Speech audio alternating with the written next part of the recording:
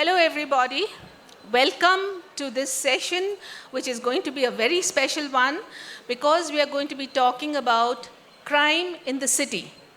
Now, it's my pleasure to be in conversation with a trio of crime novelists whose books have together sketched a social history of Bangalore over the last 100 years.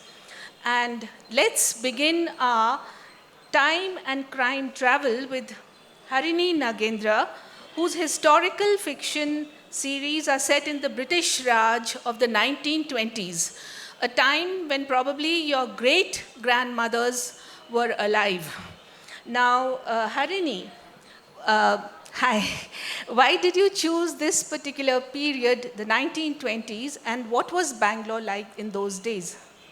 So I don't know, if, as some of you might know, I'm also an ecologist, and a lot of my research has been on the history of Bangalore, especially the history of Bangalore's ecology. And for me, the 1920s are a lovely period.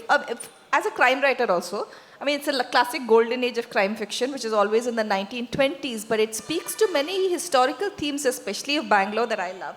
Because it's Bangalore's ecology, the colonial history of what trees came into Bangalore, what trees the British planted, how they took over the city, how the changes in the lake structure was coming in, changes in society because there were different kinds of people who came in from different parts of Bangalore, and issues of feminism. So basically my fiction books broadly speak to three themes. And one is women's rights and emancipation and education. The second is the colonial history and the struggle for independence, and the 1920s, of course, are a very interesting time about that. And then the third is human nature relationships in the city. And the 1920s are a perfect time to speak to all of these. So that sounds really interesting. You said you've listed a number of things why 1920s was interesting. Was there crime in Bangalore in those days? There was a lot, so that's very interesting. If you go into the archives, for instance, there's a story of somebody who killed somebody because of datura poisoning, and then there are all kinds of things. Yeah, there's a story of detective tracing through fingerprints and then footprints, and a little bit of evidence fell back. And I find it also very interesting because it's a time when you had to use the old-fashioned deductive method, right? You were not relying on DNA and all of the other fancy things. You had to use your brain a lot, yeah, and knowledge of character. So, but there's a lot of crime, yeah, at those times, absolutely. So I have to tell you this, having read her latest novel, that her detective Kaveri Murthy is now in her third case, and she's known as Bangalore's favorite lady detective. Now, Kaveri is very different from what modern day detectives are. She is a lady from a well-born background, well married into a rich family, you say. But she is very progressive. She's traditional as well as progressive. So how did you create this character of Kaveri? Is she based on any particular woman, on a group of women, or is she just a figment of your imagination? So Kaveri, for me, as the essential part of her character, came fully formed, it dropped into my head. Someone recently was telling me in a book event that, so you had a visitation. It's almost like I had a visitation. So in 2007, at some point, she just came actually into my head fully formed as a character. So her character is very much her own. But I did struggle back and forth. You know, there were a few changes. For instance, I was wondering, I knew I had to write about the kind of family life that I would know, which meant that she would be born into I would have liked to have, for instance, a lead woman character who was maybe from a cowherd family. It would be very interesting, or a fisherwoman. And how would she have navigated Bangalore of the times? But the sad reality is you have no archival material anyway of the Indian women of the times, and the only thing you can rely on is your own family histories. And so I had to do the kind of family that I knew well. But I also wanted to make sure we have through my ecology, we have a lot of oral histories that we have done of people, fishermen and women, grazers, fodder collectors, weavers, people, potters. And I wanted to make sure their stories were in. So Kaveri for me had to be progressive. She also had to be someone who could make these friendships with different kinds of people. So others which she could speak to them. But I debated a lot about whether she would be poor or wealthy, because that was something I could have done as a choice. And I finally realized she had to be able to penetrate British society, because that's also, at the time that she's living in. Unless she's wealthy, how can she hang out with the British and the Anglo-Indians? She's going to be a woman of influence. So that's the thing. As for who she was based on, I'd say a pastiche of many, many women that I knew, and I'm sure many of you know. For instance, the first book, the series Bangalore Detectives Club, opens with her swimming in a sari, which is based on my husband's my husband's aunt, who used to go swimming in a sari in the Madras Cricket Club in the 1930s, right?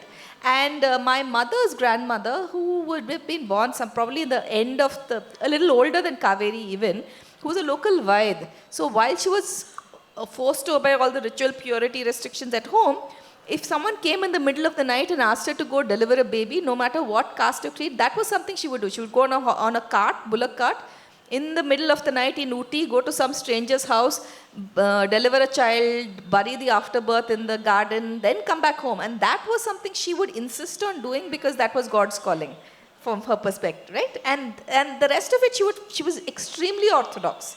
So pastiche, I would say. Bits and pieces of all the people that I read about and the people that I know.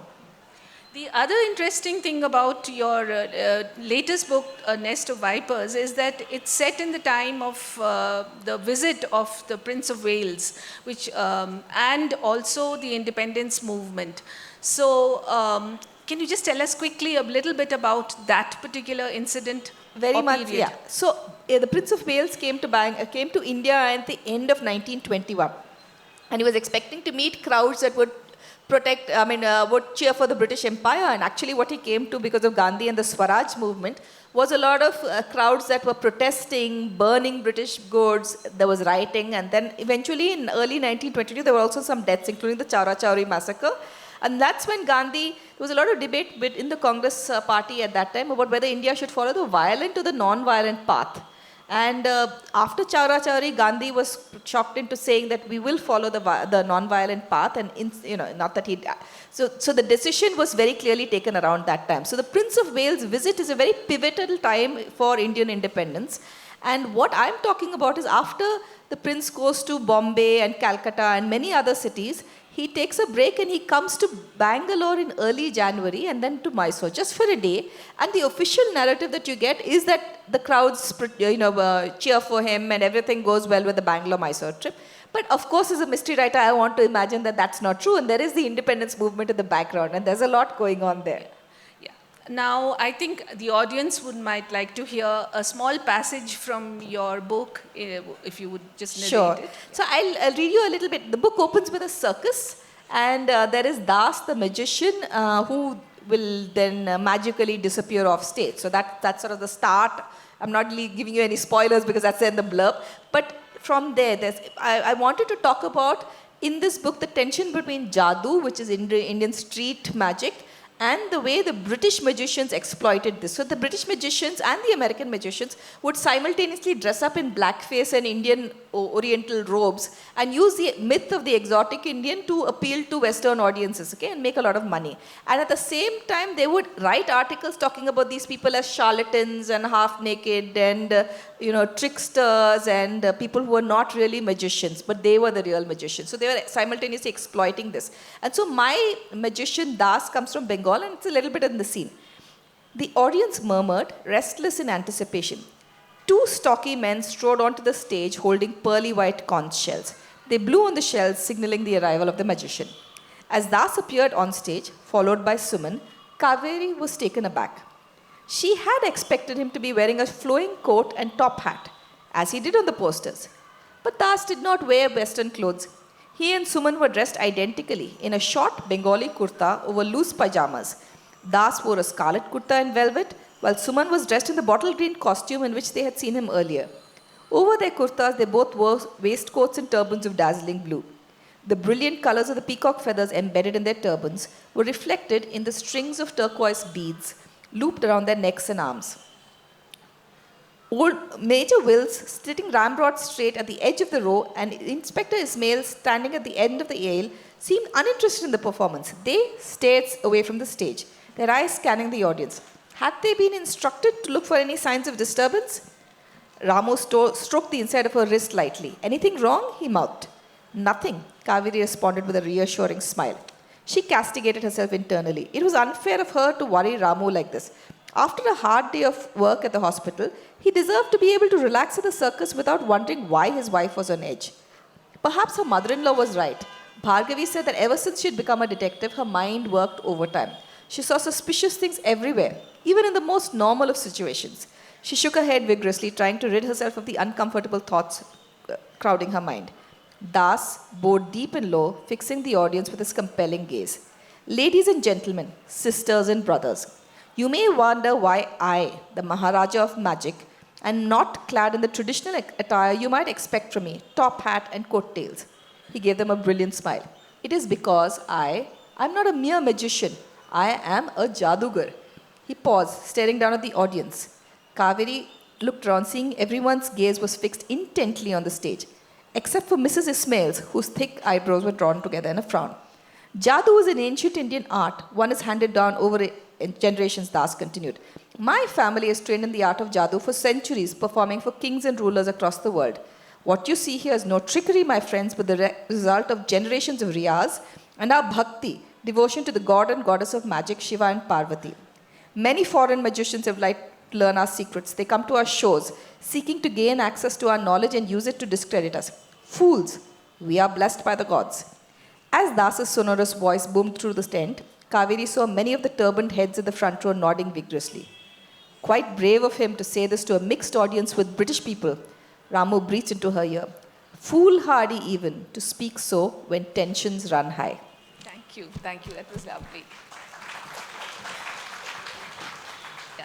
I'll now move on to maybe 80 years later, Bangalore, a very different Bangalore. It's not even the garden city or the city of pensioners as it was once called.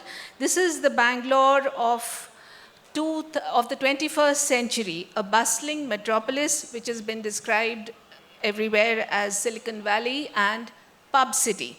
Now, this place, built on technology, rich in opportunities for making money, is also somehow more sinister. And this, in fact, is what Harish Vasudevan's first novel, a remarkable debut, I must say, called Redemption, is all about. For those who are familiar with the old classic of Alexander Dumas, The Count of Monte Cristo, you will know that the theme of revenge is a very old one. But in Harish's novel, Redemption, revenge or retribution becomes a redistribution of justice. And that is what is really unique about it. Now, Harish, my question to you is, you've obviously seen the changes in the city. Now, please tell us something about your novel, the time period in which you have said it, and the motivations for writing it. Thank you, Madhavi. So my book, let me tell you a little bit about the story about the book so that you understand what I'm going to say later. So essentially, it's a middle-class family. There's a father, mother, and a daughter. Something happens, the daughter vanishes, and the father gets killed. And the mother gets accused of the crime, and she now is in jail, life imprisonment for having killed her husband. And she's a typical middle-class housewife, God-fearing, all of that, and believes that justice will happen. In jail, she meets somebody who persuades her that she must take control of her own destiny, and then using just her mobile phone, she goes out and takes revenge against the people who caused her downfall. So it is based in 2007, that's when the iPhone came, so that's sort of the time period, and those 15, 20 years that pass after that is where the story happens. And I'm just reminded of, I think Martin Luther King said, the arc of the moral universe is long but tends towards justice. And there are two things, how long is long and what is justice? And I think if you've read the papers last week about this techie who committed suicide, what is justice for his parents and his family? And I think just yesterday there was a story in the paper of this father who was working in Kuwait. and his daughter is in Hyderabad, and the daughter is being sexually abused by a family member. They've gone to the cops did nothing, so he flew down from Kuwait, he killed that guy and he went back. So I think, so what is justice? And I think while the criminal justice system definitely has evolved and been strengthened over a period of time, but I think all of us sort of feel if something unimaginable happens to us, are we going to just allow things to go their own way, or would we at some point in time take matters in our own hands? I think it was when Malcolm Gladwell is interviewed for Tipping Point, he talks about his mother. And he says, my mother is the most God-fearing person you can imagine in the world. She goes to church every Sunday. She cooks for the family, all of that. He says, even her, I can imagine something happening for her to pick up a stone and go after somebody. So I think all of us have that line, which if it crosses, we actually at least will consider taking matters in our own. We may never do it, but we may at least consider doing it. So I think that sort of is the plot around which my story is. So somebody who would never imagine decides that this is a line that's crossed and now I need to do something about it. Yeah, well, that's the beauty of the novel itself, that a very normal world is somehow so close to something which is unimaginable. And your character, Archana Gowda, so well etched in the details of her, a homemaker, friend, mother, wife, everything. She ends up in jail, and that's a very harrowing phase, but it is also the phase that empowers her. So I would like to ask you, since we are discussing Bangalore and its settings, this is one of the most unusual settings, the jail itself. What was your research into this phase of the novel like? Was it an eye-opener? Our worst dreams come true? What was it? Well, this is a bit of it's a dark crime story, this is a bit of a funny story because my publisher said, you have to go and find out, because there's an incident where this lady, Archana, comes out of jail. She walks out and she goes to a tea shop and has a cup of tea while she's waiting for a friend. So my publisher said, you have to go and find out whether this thing actually exists. So first I had to find out where the jail was. So I drove around Bangalore then I figured out the jail, and then my wife and I drove to this police station. You can't obviously drive in. It's a long road in and the jail is somewhere at the back. And obviously the cop stopped us and I asked, is this the road to the jail? The guy said, yes. I said, is this where the people who are released come out? He said, yes. He said, is this where even women come out? At which point I said, please park your car. And he took photographs of me and the car, not sure what was going on with. So that was the extent of research I could do physically by going to the jail. Then I spoke to a couple of people who are working with women under trial prisoners to understand what life is like and routines. And also, then I would say about 50% of this is my imagination of, I think, what life in jail probably is like based on documentaries and movies that I have seen. But clearly I was not allowed anywhere near a woman's prison. Well, that is interesting because it felt as if you had sort of interviewed people there, gone in. It was very interesting to read. Now, could you perhaps read a passage from that part of the book that will get our listeners interested? So as Madhavi mentioned, the mother who goes to jail, her name is Archana. So she features, and in jail she meets a person whose name is Faki, who is like a lifelong criminal. And conversations with her is what persuades Archana that she needs to take matters in her own hand. So Archana is filled with a new energy after talking to Sister Philomena. Hope is on the horizon again. 2 days later, Faki wordlessly hands her phone to Archana. The image on the screen is of a beautiful, cheerful face bathed in the warm rays of the sun. Her eyes twinkle with joy as the sun's light streams across her skin. She is looking up towards the sky and pointing at something. Her curly hair is bunched up at the back of her head. Shalini. So Shalini is Archana's daughter who has gone missing. She has changed so much in these years. She has become even more beautiful, radiant. The clouds of despondency clear. She has lost Raju, but she still has Shalu. and she seems to be well looked after. That's when Archana takes a silent vow that will see her through the rest of her time in jail. She will live for Shalini, and she will begin to think about what Faki has been saying. After that, every chat with Faki ends up stoking the fire of revenge. They have been speaking about it for years, but now even a stray comment or observation fuels Archana's anger. Why should anyone get away with committing such a heinous crime? If someone has done something wrong on earth, the punishment has to be delivered on earth in this lifetime. That is real justice. Words to this effect are continuously drummed into Archana's head. Of course, it's easy for Faki to say these things. She grew up with violence around her. She has been part of a gang from her teens.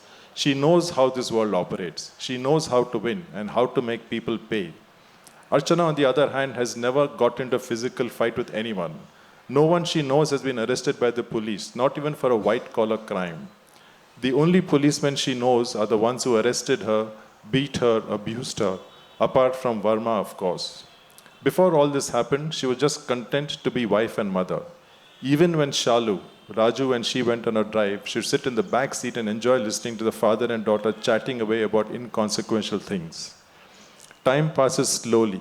The numbing routine of jail. Wake up, roll call, clean the cell, have tea at 6 a.m., bathe, breakfast at 7:30 a.m., work all morning in the kitchen, have lunch at 11:30, walk in the yard at 4, eat dinner at 6:30, then roll call and back to the cell. Keeps her focused with no time to think of anything else. Then one day she gets a message that the jail superintendent wants to meet her. In the 10 years she's been there, this is the first time he has summoned her. She still recalls with a shudder her first encounter with the previous superintendent when he warned her about her fate in the jail and how he would treat her should she break any of the rules. Since then, she has ensured that she does not step out of line, no matter what. Unsure of what to expect, Archana walks up to his office accompanied by a guard. Mrs. Gowda, the superintendent greets her gently, his voice belying his size and large mustache as Archana stands deferentially in front of him. I have a job for you. He pushes his mobile phone towards her. I hear you're a genius with phones. Can you set mine up so that I can read my daughter's messages from her phone? What, sir? Archana stutters in surprise. This is the last thing she expected, that the superintendent would summon her to ask for a favor. Why do you look surprised, Mrs. Gowda? Superintendents have children too. Yes, sir. Sorry, sir. Can this be done, Mrs. Gowda? He asks again.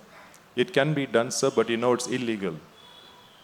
Mrs. Gowda, circumventing our jammers is illegal too, smiles the superintendent. This is because Archana had circumvented jammers earlier in the jail.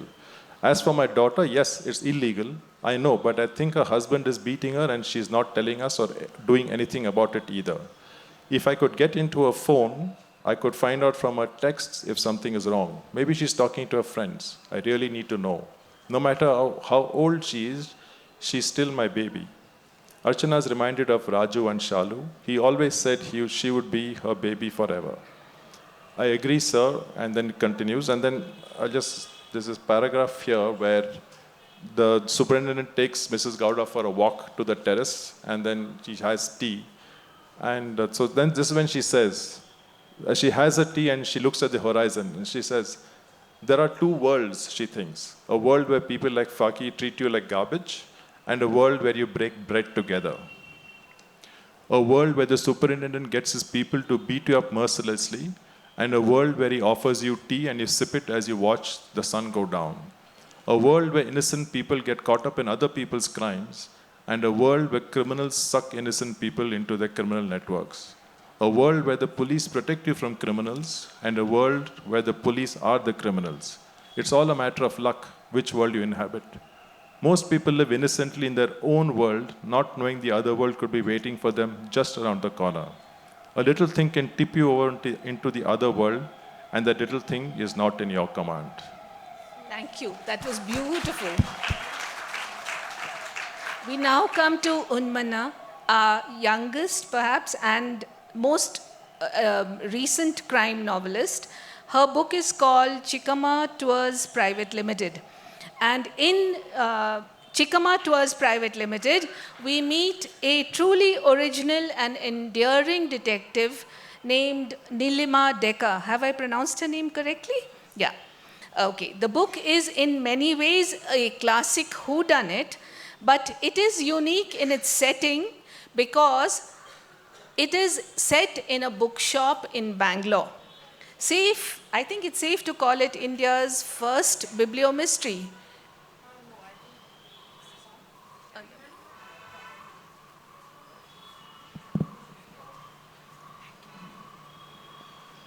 I think there have been at least one biblio-mystery before, Pradeep Sebastian, but I don't think that was a murder mystery. Okay.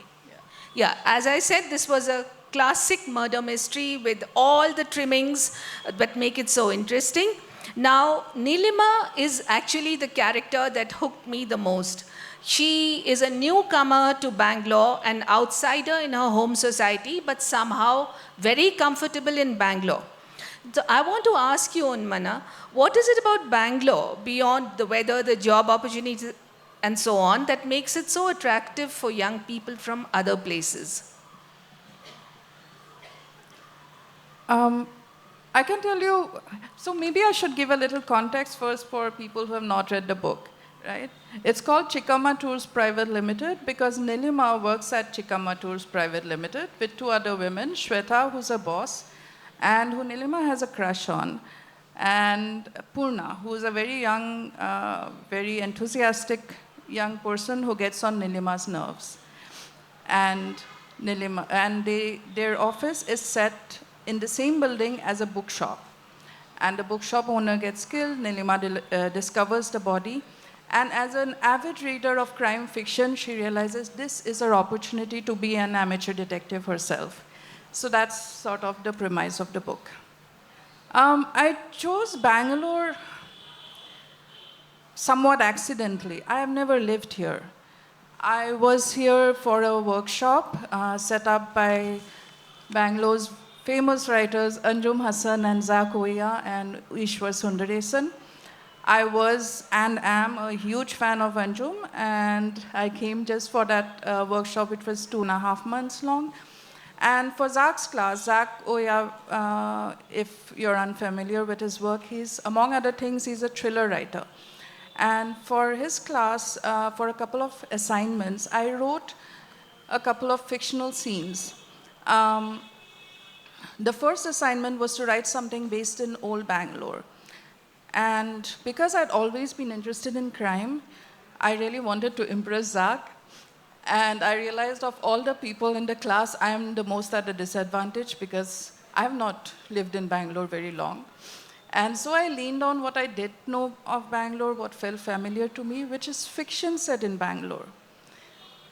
Anyway, so I wrote a couple of scenes for Zak's class based on these 3 quirky characters who work at this tour agency and have a somewhat uncomfortable, weird relationship with each other, which always makes for, which makes it funny. And Zak said that this reads like the beginning of a thriller and you should write it.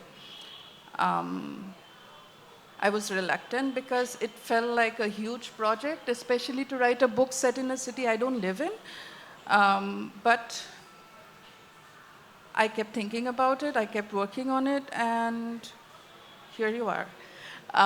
So going back to Bangalore, Bangalore was somewhat accidental for me as a setting, but also Bangalore's bookshops, Bangalore's literary culture really inspired me, which is why the murder is set in a bookshop. Unfortunately, it's a murder mystery, so someone has to die. Killing of a bookshop owner may not have been the nicest thing to do, but also because it's a murder mystery, you know that it should end happily at the end.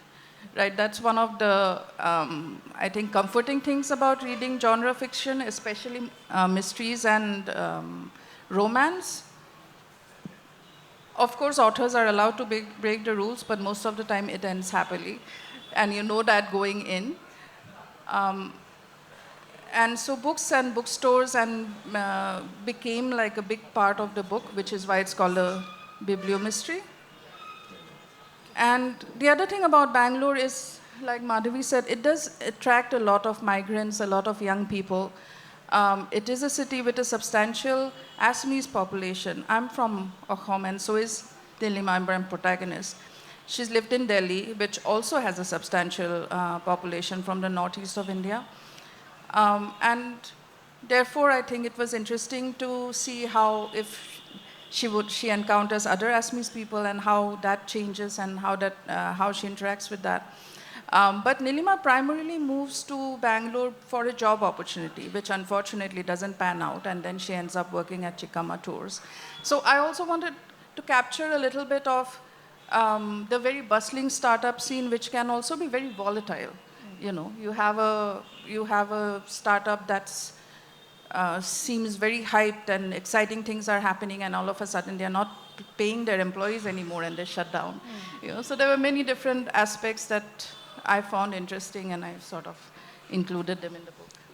Yes, I think in your novel, though the plot is pretty well done too, I found the characters of the detective very interesting.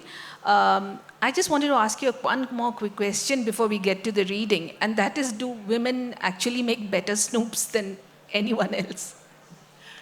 I did approach the book very much from a female queer point of view, since I have queer characters, and it's the first queer woman detective in Indian fiction. And I've always been a fan of crime fiction. I've grown up reading it. And I love fiction in general. But if you read Indian fiction, it would feel like there are no queer women in India. No queer people at all, but definitely no lesbians. And so it naturally came to me to bring in the kind of people I know in real life and who are not represented in fiction. So I approached it from a point of view of how would a queer woman approach a murder investigation. First thing is, queer people are distrustful of the police with very good reason, right? We can't have a cop being a hero if you're going to present a queer perspective. I made my cop a lesbian, which I tried to write like a stereotypical police inspector who's a man and who's maybe somewhat corrupt, maybe somewhat competent, has to be someone nice because your amateur detective has to work with them, otherwise the story doesn't work. And when I tried to write him as a man, I got bored. And I was like, if my main character is a lesbian, why can't a cop be a lesbian? The other way that I approached it was also to look at murder investigation as a kind of collaborative effort. This is not a lone wolf kind of detective hero, even though the detective is somewhat lonely, alone, all of that. But through the course of the book, she learns to collaborate, to work with people who she sometimes finds really annoying. You know, and I think that's something that all of us have to learn to do. And I was very sure that the three of them would work as a team, four of them if you count the inspector. And to the point where I have sometimes been told that my protagonist isn't protagonisty enough, which also was very deliberate, because I feel that if you want to achieve anything important, you have to work as a team. And my main character, Nilima, is very antithetical to the typical detective. She is not action-oriented. She would prefer to stay at her desk and stalk people online than go and talk to people in person. And I felt that also made for interesting dynamics. Yeah, thank you. Can I ask you now to read a passage from your book, perhaps about your detective? Yes, I would like to read. Okay, I will take 2 minutes, and you can stop me if I'm taking too long. But the passage I'm reading is the very first scene I wrote for Zach's class, which is still more or less intact. And it references Bangalore and books set in Bangalore, which I hope will be interesting to a BLF audience. So this is Nilima who's stormed into her boss's office and has something to say. Hey boss, I need to talk to you. Good morning, Nilima. Nilima launched into the spiel she had been rehearsing in her head through the cab ride. It was such a brilliant idea. It would bring in a new audience, a steady stream of new registrations. It might even become one of their flagship tours. Shweta would be so impressed. Give me specifics. What places would we cover? Shweta's practical question brought Nilima back to reality. We'll start with the Majestic area, she said, shifting uncomfortably on the hard metal seat. Why? Asked Shweta. In deference to the unusually hot weather, she was in a pale green cotton chicken curry kurta, the dupatta fluttering slightly in the breeze from the fan whirring noisily overhead. With an effort, Nilima looked back up at Shweta's face. Zakoya, his Mr. Majestic books are set there. Oh yeah. Nilima grimaced at the pun but soldiered on. Then Koshi's for the Cosmopolitans, Anjum Hassan's novel? Shweta's eyes flickered up from the email she had been answering. Actually, my friend says the coffee shop in Gachagochar is also based on Koshi's. Brilliant. I love Gachagochar. After that, we'll go to a couple of art galleries in Shivnagar. You can't find those easily anyway. They never seem to have signs up. And maybe in the National Gallery of Modern Art. Nilima grandly drew out a cigarette from her pack. Don't like that. There aren't even any windows in here. Nilima tapped the cigarette on the desk instead. And we'll end with a walk through one of the Shivaji Nagar markets. Which market? Doesn't matter, I'll figure it out. All of this running around, we'll need to hire cars, and it sounds like an all-day tour. Yep, that's the idea. What idea? Nilima started at the reedy voice, which was fortunate because her head came off the door just before it was pulled back, and Purna stepped into the room. Nilima was always caught off guard as how much voice was contained in Purna's small body. Nilima is planning a grand literary tour of the city, Shweta explained with considerable patience, despite both her employees being in her inner sanctum and intent on talking at her while she had work to finish. Like a tour of bookshops, Blossoms, Bookworm, and that other one, Purna's petite form practically vibrated with coiled up energy. Which other one? Nilima demanded, pushing her glasses up her snub nose. The apparent lack of an intimate knowledge of Bengaluru's bookshops, despite her otherwise unbridled enthusiasm for the city, was just one of the reasons Nilima regarded Purna with suspicion. Thank you. That was beautiful. And I would say that reading their books gave me an idea that Bangalore crime has finally arrived as a genre in its own right. And please, there's no time now for a Q&A, which I'm sure you would like, but the authors will be available in the bookshop. Do buy their books and do get them signed, and you can probably ask your questions there too. Thank you so much.